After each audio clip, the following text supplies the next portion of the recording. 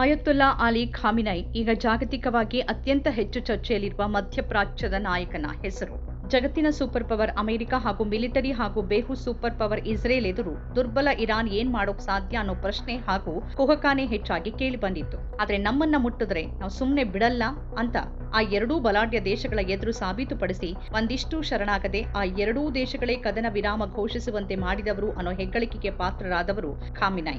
ಇಸ್ರೇಲ್ನ ರಕ್ತದಾಹ, ಅದಕ್ಕೆ ಅಮೆರಿಕ ಸಂಪೂರ್ಣ ಬೆಂಬಲ ಕಂಡು ಬೇಸತ್ತಿದ್ದ ಎಲ್ಲ ದೇಶಗಳ ಜನರಿಗೆ ಈಗ ಹೊಸ ಆಶಾಕಿರಣವಾಗಿ ಕಂಡಿರೋರು ಆಯತುಲ್ಲಾ ಅಲಿ ಖಾಮಿನೈ. ಇಸ್ರೇಲ್, ಅಮೆರಿಕದಂತಹ ನಿಷ್ಕರುಣಿ ದೇಶಗಳಿಗೆ ಪಾಠ ಕಲಿಸೋಕೆ ಇಂತಹ ದೇಶ ಹಾಗೂ ನಾಯಕರು ಬೇಕು ಅಂತ ಜಾಗತಿಕವಾಗಿ ಶಾಬಾಷ್ಗಿರಿ ಪಡೆದಿರೋರು ಇವರೇ. 1989ರಿಂದ ಇರಾನ್ನ ಎರಡನೇ ಸರ್ವೋಚ್ಚ ನಾಯಕರಾಗಿ ಸೇವೆ ಸಲ್ಲಿಸುತ್ತಿರುವ ಇರಾನಿನ ಧರ್ಮಗುರು ಮತ್ತು ರಾಜಕಾರಣಿ. ಇರಾನ್ನ ಸರ್ವೋಚ್ಚ ನಾಯಕರಾಗಿ ಖಾಮಿನೈ ಬೆಳೆದಿದ್ದೇ ಸತತ ಸಂಘರ್ಷದ ನಡುವೆ. ಅಪಾಯ ಅನ್ನೋದು ಮತ್ತೆ ಮತ್ತೆ ಅವರ ಅತಿ ಸನಿಹದಿಂದ ಹಾದು ಹೋಗಿದ್ದಿದೆ. ಮಧ್ಯಪ್ರಾಚ್ಯದ ರಾಷ್ಟ್ರವೊಂದರ ಅತಿ ದೀರ್ಘಕಾಲದ ಮುಖ್ಯಸ್ಥರಾಗಿ 40 ವರ್ಷಗಳಿಗೂ ಹೆಚ್ಚು ಕಾಲ ಇರಾನಿನ ರಾಜಕೀಯ ಜೀವನದಲ್ಲಿ ಅತ್ಯಂತ ಪ್ರಭಾವಿ ವ್ಯಕ್ತಿಯಾಗಿದ್ದಾರೆ. ಖಾಮಿನೈ ಜನಿಸಿದ್ದು ಏಪ್ರಿಲ್ 19, 1939ರಂದು. ಧರ್ಮಗುರುಗಳ ಕುಟುಂಬದಲ್ಲಿ ಜನಿಸಿದ ಅವರು ಮಶಾದ್ನಲ್ಲಿರುವ ಧಾರ್ಮಿಕ ವಿದ್ಯಾಕೇಂದ್ರಗಳಲ್ಲಿ ಮತ್ತು ಇರಾಕ್ನ ನಜಾಫ್ನಲ್ಲಿ ಧಾರ್ಮಿಕ ತರಬೇತಿ ಪಡೆದ್ರು. ಇರಾನ್ಗೆ ಮರಳಿದ ಬಳಿಕ ಕೋಮ್ನಲ್ಲಿ ನೆಲೆಸಿದ್ರು. ಅಲ್ಲವರು ಆಯತುಲ್ಲಾ ಹುಸೇನ್ ಬಾರುಜರ್ದಿ ಮತ್ತು ಆಯತುಲ್ಲಾ ರೂಹುಲ್ಲಾ ಖೊಮೇನಿ ಸೇರಿದಂತೆ ಉನ್ನತ ಧಾರ್ಮಿಕ ವ್ಯಕ್ತಿಗಳ ಅಡಿಯಲ್ಲಿ ತಮ್ಮ ಅಧ್ಯಯನ ಮುಂದುವರೆಸಿದ್ರು.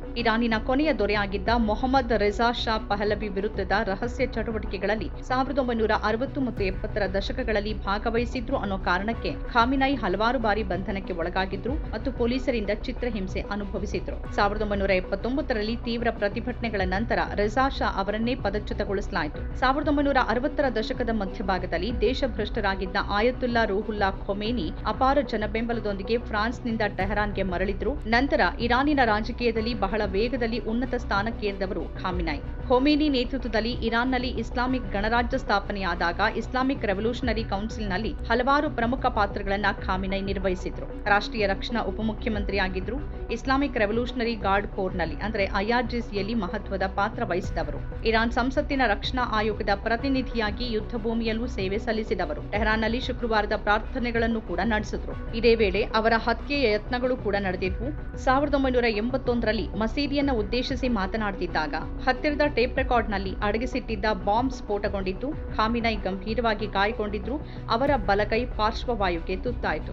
ಆಗಸ್ಟ್ 1981ರಲ್ಲಿ ಇರಾನ್ನ ಭಿನ್ನಮತೀಯ ಪೀಪಲ್ಸ್ ಮುಜಾಹಿದ್ದೀನ್ ಆರ್ಗನೈಸೇಷನ್ನಿಂದ ಅಧ್ಯಕ್ಷ ಮೊಹಮ್ಮದ್ ಅಲಿ ರಾಜಾಯ್ ಮತ್ತು ಪ್ರಧಾನಿ ಮೊಹಮ್ಮದ್ ಜವಾದ್ ಬಹೋನಾರ್ ಅವರ ಹತ್ಯೆಯ ನಂತರ ಖಾಮಿನೈ ಅಧ್ಯಕ್ಷ ಸ್ಥಾನಕ್ಕೆ ಅವಿರೋಧವಾಗಿ ಆಯ್ಕೆಗೊಂಡಿದ್ರು. ಅವರನ್ನೂ ಸೇರಿ 4 ಅಭ್ಯರ್ಥಿಗಳಲ್ಲಿ ಖಾಮಿನೈ 97% ಮತಗಳನ್ನು ಪಡೆದು ಗೆದ್ದಿದ್ರು.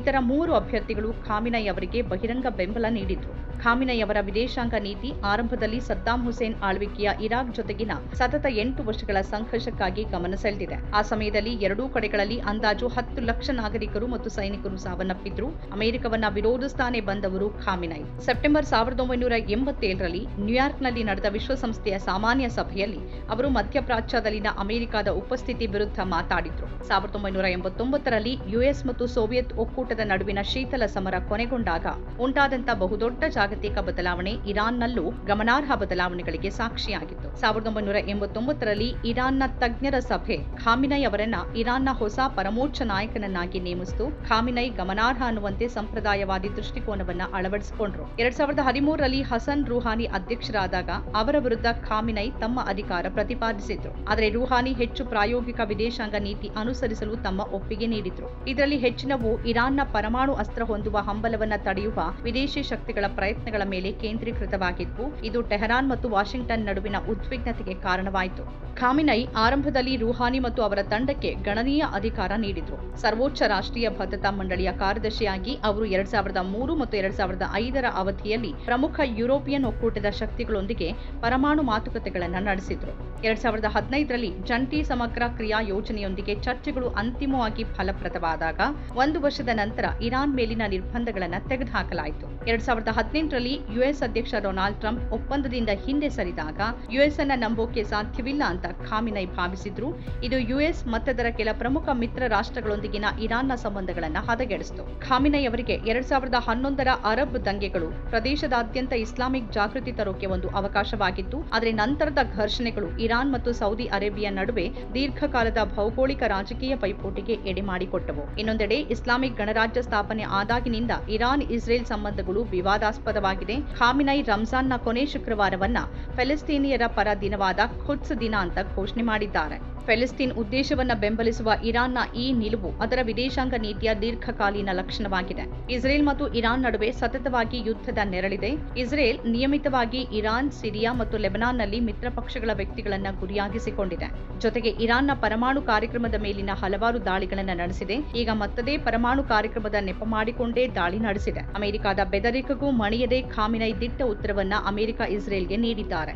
ಇದರ ನಡುವೆಯೂ ಇಸ್ರೇಲ್ ಅಮೆರಿಕ ಜೊತೆ ಸಂಘರ್ಷ ಉಲ್ಬಣಗೊಂಡಾಗ ಅವರು ತಮ್ಮ ಉತ್ತರಾಧಿಕಾರಿಗಳನ್ನ ಹೆಸರಿಸಿದ್ದಾರೆ ಎನ್ನಲಾಗಿದೆ. ಉತ್ತರಾಧಿಕಾರಿಯಾಗಿ ಅವರ ಪುತ್ರ ಮೊಜ್ತಬಾ ಖಾಮಿನೈ ಹೆಸರು ಮುಖ್ಯವಾಗಿ ಕೇಳಿಬರ್ತಾ ಇತ್ತು. ಆದರೆ ಅವರು ಈಗ ಹೆಸರಿಸಿರುವ ಪಟ್ಟಿಯಲ್ಲಿ ಪುತ್ರನ ಹೆಸರಿಲ್ಲ ಎನ್ನಲಾಗಿದೆ. ಖಾಮಿನೈ ಅವರ ಅತ್ಯಂತ ನಂಬಿಕಸ್ಥರಾದ ಅಲಿರೇಜಾ ಅರಾಫಿ, ಇನ್ನೋರ್ವ ಆಪ್ತ ಅಲಿ ಅಸ್ಫರ್ ಹೆಜಾಜಿ ಹಾಗೂ ಮತ್ತೋರ್ವ ಆಪ್ತ ಮೊಹಮ್ಮದ್ ಗೊಲ್ಪಯೇಗನಿ ಹೆಸರುಗಳಿವೆ ಅಂತ ವರದಿ ಹೇಳುತ್ತೆ.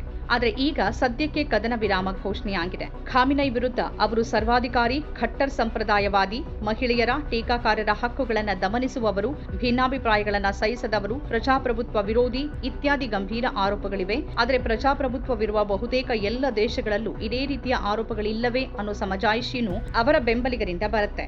ಇಸ್ಲಾಮಿಕ್ ಗಣರಾಜ್ಯ ರೂಪುಗೊಳ್ಳುವಲ್ಲಿ ಪ್ರಮುಖ ಪಾತ್ರ ವಹಿಸಿದವರಾದ ಖಾಮಿನೈ ಅವರ ಸ್ಥಾನ ಇರಾನ್ ರಾಜಕೀಯದಲ್ಲಿ ಇಷ್ಟು ದಶಕಗಳಿಂದಲೂ ಭದ್ರವಾಗಿಯೇ ಇದೆ.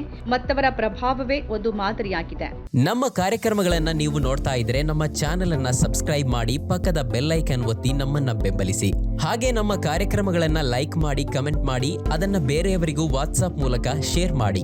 ನೀವು ಹೀಗೆ ಮಾಡಿದಾಗ ನಮ್ಮ ಚಾನೆಲ್ ಮತ್ತಷ್ಟು ಜನರಿಗೆ ತಲುಪಲು ನೀವು ನಮ್ಮೊಂದಿಗೆ ಸಹಕರಿಸಿದ ಹಾಗಾಗುತ್ತೆ. ಇದು ನೀವು ಯಾವುದೇ ಖರ್ಚಿಲ್ಲದೆ ಕೆಲವೇ ಸೆಕೆಂಡುಗಳಲ್ಲಿ ನೀಡಬಹುದಾದ ಸಹಕಾರ. ಧನ್ಯವಾದಗಳು.